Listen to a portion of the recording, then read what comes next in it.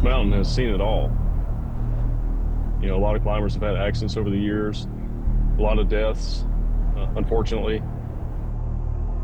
So I just finished med school. I needed a break, so I told my buddy about it, Michael, and I told him about the mountain, and he was pumped. You know, the world just felt like it was ours for the taking, and the weather was shaping up to be amazing, nice and warm, no storms, extraordinary.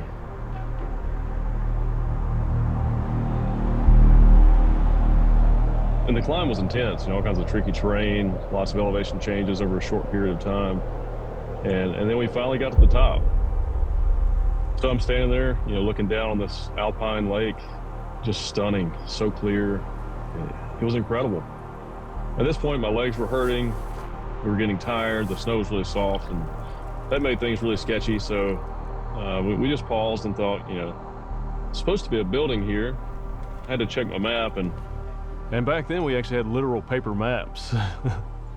But I was like, I know there's supposed to be a building here somewhere. 10, 15 minutes of wandering, we finally spotted it. We had to dig it out, but we got inside as quick as we could and settled in for what we thought was going to be a quiet night. I began to drift off to sleep, and you know, Michael was laying next to me, and suddenly the building started shaking. I scrambled across the wooden floor, and I had to use the building to hold me up. And I just saw this massive wall of a mountain moving towards us.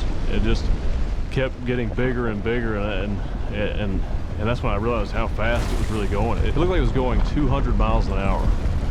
And by then it was just too late to do anything. It just smashed into us.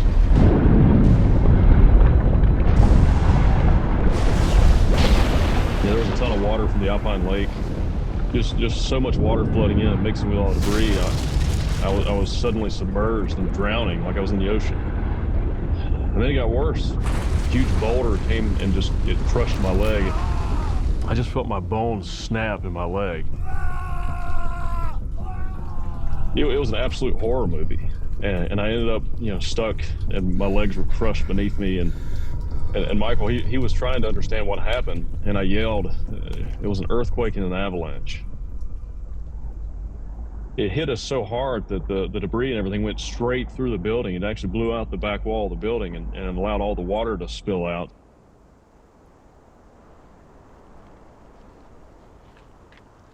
The ground and myself were frozen instantly because of the altitude. I started yelling for Michael. And so he rushed over and started frantically digging with his hands to the rock and ice, but it was pointless. Just, you know, his hands were getting cut up, and it just seemed impossible.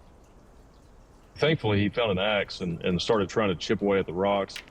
Finally, he got my legs free, and that's when I saw it. I screamed about 3 or 4 times. My leg was really bad. He was just barely hanging on with skin and a little bit of muscle. And yeah, fortunately, the freezing weather must have kept the flow a little slower. And we both knew that he needed to leave me alone. And this was only his 3rd time up the mountain. And I told him, go quick, man, but be safe, because I'm probably already dead. And he looked right at me and he said, shut the fuck up. I'm coming back for you. So he took some supplies and the radio to call for help. And when he was gone, I tried to move, and I knocked the axe over into my leg. I just screamed and then sort of blacked out from the pain.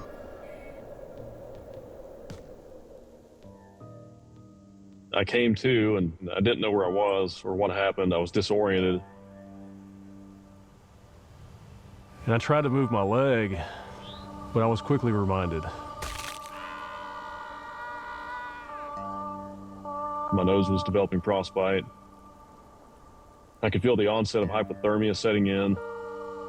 I knew I had to get myself out of there. I kept looking around, trying to figure out a way I could escape. At one point, I even wondered if I could use my own pocket knife and just cut off my own leg. I've had medical training. I know it's possible. I mean, it's been done before. I knew that was a drastic option. I was out of options. I kept seeing flames, imagining the cabin going up in a burst of fire. But what was happening was I was getting hot, and that's a sign that hypothermia is killing me. And then I felt a rumble. Then I heard it. And then it hit. And this time it was worse than the first time.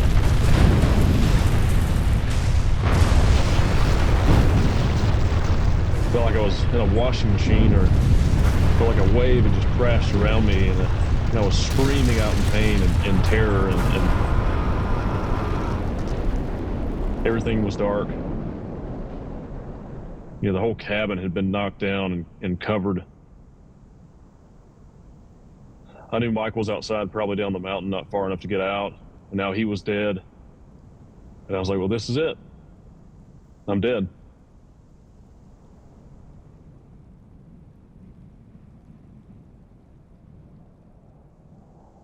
It was one of those moments where your life flashes before your eyes. Just boom, boom, boom, boom, boom. I was just thinking, holy shit, this might actually be it. I could feel it. I could feel it deep down. I was going to die here. Yeah, I'm gonna die here.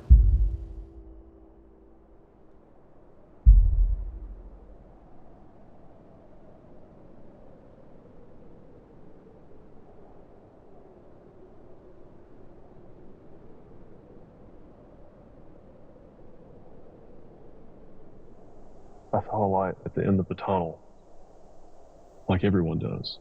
But this one got bigger and bigger and bigger. And there was someone on the other side. It was the hand of a rescuer reaching in to find me. It had been about 20 hours since Michael had left.